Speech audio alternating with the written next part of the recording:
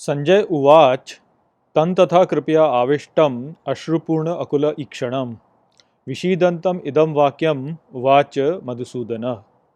Hello friends, this is the first shlok of the second chapter of Bhagavad Gita, and in today's video we will understand its meaning. So let's first understand the literal meaning of this shlok. So the shlok says Sanjay Uvach, which means Sanjay said, Tan Tatha, which means to him then, Kripya Avishtam, which means full of pity, Ashrupurna Akulaikshanam, which means full of tear and downcast eyes, Vishidantam Idam, which means sad, this, Vakyam Uvach Madhusudana, which means sentence was said by Madhusudan.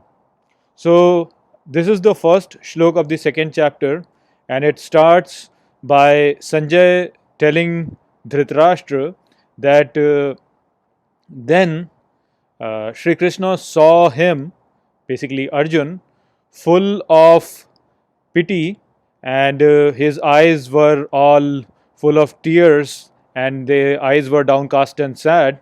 And then this is what Sri Krishna said.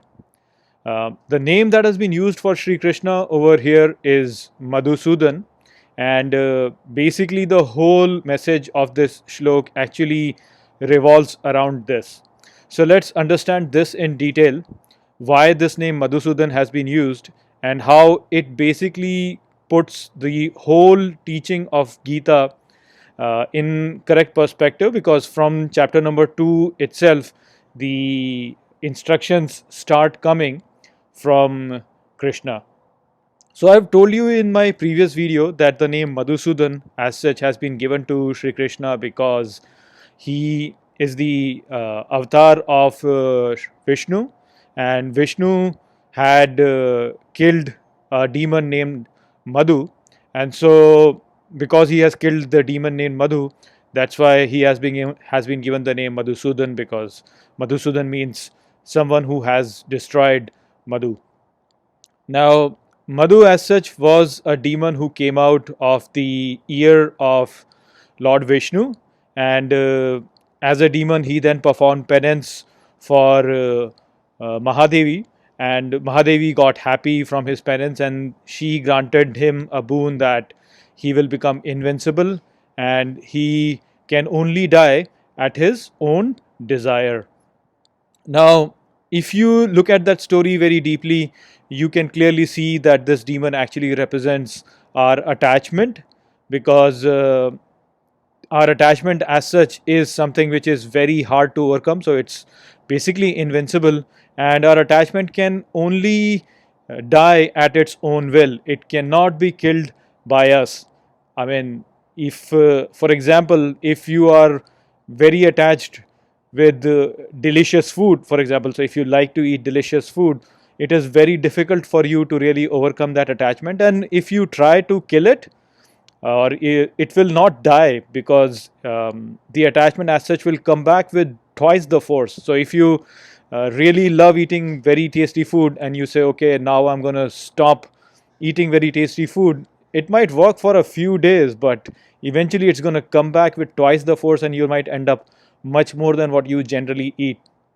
So in order to kill this, it's very difficult to kill it directly, and it cannot die by itself. The only way that you can kill it is by redirecting it, and that's how Vishnu actually killed him. He submitted to Madhu the demon, and he then tricked him into granting him a boon where Vishnu then asks Madhu to kill himself, and that's how Madhu dies. So the same thing you have to do in life. When if you are really attached to a certain thing, you cannot really kill it by itself. You have to trick it, you have to submit to it, and then after you submit to it, then you have to channel your energy in a certain way where you can then basically destroy it.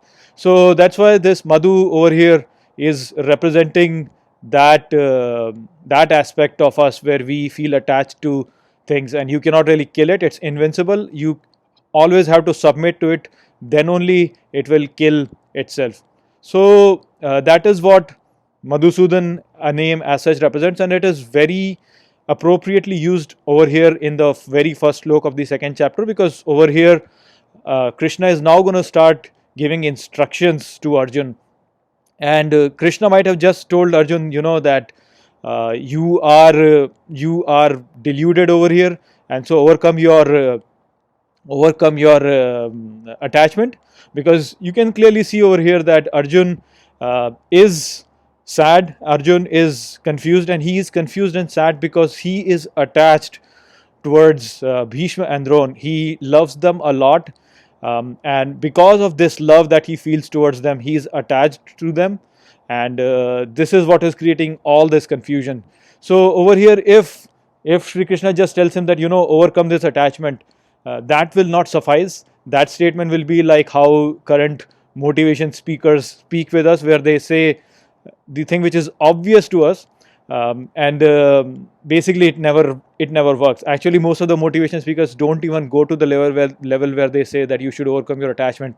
They will tell you 10 secrets to success, 10 secrets to becoming rich, and things like that, which actually put you more in towards your attachment than to take away from you. So yeah, I mean, the motivation speakers don't really work. And over here, if Shri Krishna just tells Arjun that overcome your attachment, that is not going to work. He needs proper instructions so that he can overcome this attachment, and that's why we have this whole Gita over here, and that's why the name Madhusudan has been used over here in the very first slok, from where the instructions of Shri Krishna starts coming up forth, because he's going to destroy this attachment that Arjun feels towards his loved ones. So I hope I have explained this shlok well to you. With that, I'll close this video. I'll see you all in the next video. Take care.